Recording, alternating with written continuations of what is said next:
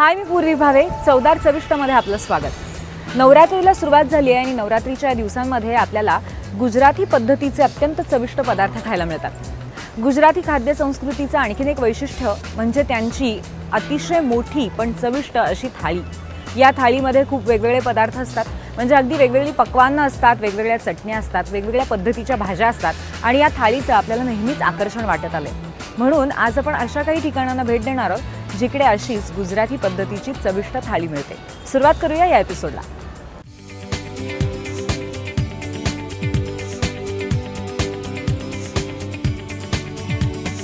नवरात्र सुरू झाली आणि सगळीकडेच आपल्याला उत्साहाचं वातावरण पाहायला मिळतंय आणि त्यामुळे गुजराती संस्कृतीमधली पाकसंस्कृती दाखवण्यासाठी आज चवदार चविष्टमध्ये आम्ही तुम्हाला गुजरातीतल्या वेगवेगळ्या थाळ्या दाखवणार आहोत, ज्या मुंबईमध्ये प्रसिद्ध आहेत. सध्या मी आलेली आहे काळबादेवीला, श्री ठाकर भोजनालयमध्ये. अगदी मुंबईतलं फेमस असं ठिकाण आहे हे, आणि तिकडची गुजराती थाळी जाऊन आज मी टेस्ट करणार आहे आणि तुम्हालाही सांगणार आहे ती कशी आहे. चला तर मग. हे चवदार चविष्ट करायचं म्हटल्यावर आमची तर खूप छान मजाच आहे. म्हणजे तुम्ही माझ्या समोर हे ताट बघू शकता, केवढं मोठं आहे. तशी ही थाळी पाहिली तर ह्याच्यामध्ये जवळजवळ 32 ते 35 पदार्थ आहेत आणि ते सगळे मी खाणार आहे. ॲक्च्युली हे सगळे खाण्याचं जरी ठरवलं असेल ना, तरी ही जेव्हा थाळी समोर आली ना, तेव्हाच माझं पोट अगदी भरलं होतं. इतके छान छान पदार्थ आहेत, सगळे गरमागरम आहेत आणि ते खाण्याचा आनंद मी घेणार आहे, तो खूप छान आहे. आपण ह्याच्यामध्ये काय काय आहेत एक्झॅक्टली मी तुम्हाला सांगते.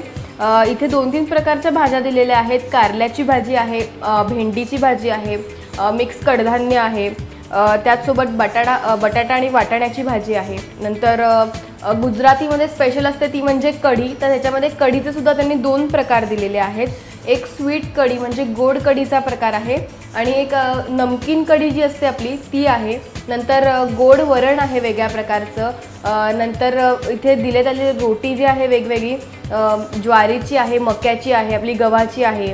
नंतर भाकरी बिस्किट म्हणून पण एक वेगळा छान पदार्थ आहे इथे. आणि असे खूप छान छान पदार्थ आहेत. मी कोणाकोणाची नावं घेऊ, हे सगळं मी असं खूप छान मस्त वाटतं. हे सगळं माझ्यासमोर आहे, ते मी लगेच सुरुवात करणार आहे खायला आणि सगळं ते टेस्ट करून तुम्हाला देखील सांगणार आहे हे सगळे पदार्थ किती छान आहेत ते. छान पोळीवरती असं तूप टाकलेलं आहे भरपूर, त्यामुळे जर तुम्ही डाएट वगैरे करत असाल तर इथे आल्यानंतर हे सगळं विसरून जायचं, एक दिवस भरपूर खाऊन घ्यायचं.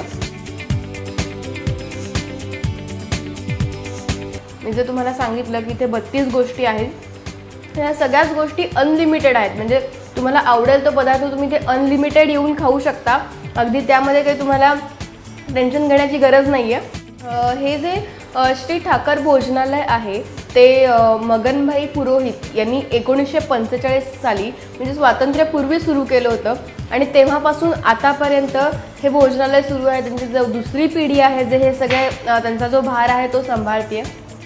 गुजराती थाळी आहे त्यामुळे गुजराती पदार्थांमधला माझा सगळ्यात आवडतीचा पदार्थ तो म्हणजे ढोकळा, आणि तो पण इथे आहे या थाळीमध्ये, त्यामुळे तो मी आता खाणार आहे.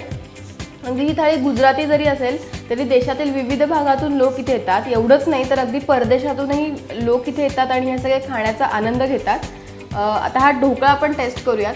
ॲक्च्युली तो उचलला ना कीच तो एवढा छान मऊ आणि हलका आहे ना की खूप म्हणजे ते खाण्यासाठी असं एकदम टेम्प्ट होतं आपण.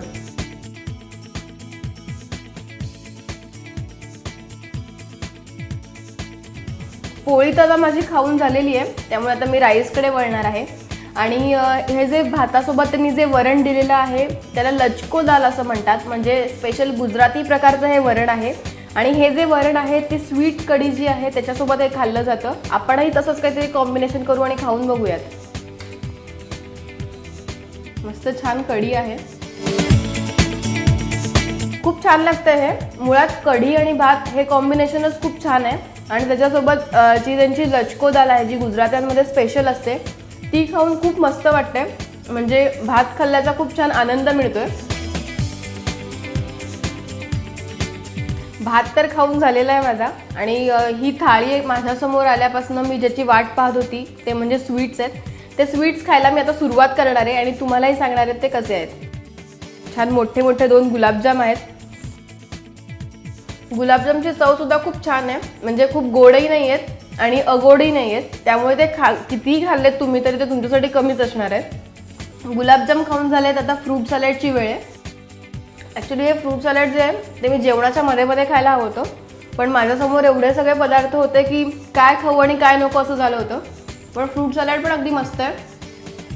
तुम्ही म्हणजे कुठलाही पदार्थ असा इथे नाही आहे की जो तुम्ही म्हणू नाही शकत की मला नाही आवडला.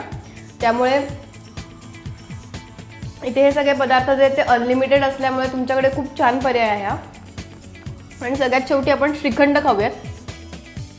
श्रीखंड पण तुम्ही पाहिलं तर छान ड्रायफ्रूट्स टाकलेले आहेत त्याच्यावरती आणि छान केशर श्रीखंड आहे. एकंदरीतच तुम्ही जर पाहिलं तर हे सगळेच पदार्थ जे आहेत ते खूप टेम्पटिंग होते. मला माहिती आहे तुम्हालाही नक्कीच ते सगळे पदार्थ खावेसे वाटत आहेत. त्यामुळे तुम्ही नक्की इथे या एकदा आणि ह्याला भेट द्या आणि हे सगळ्या पदार्थांचा आस्वाद नक्की घ्या. कॅमेरामॅन राम दुबेसह मी स्वरदा वाघुले, ABP माझा, मुंबई.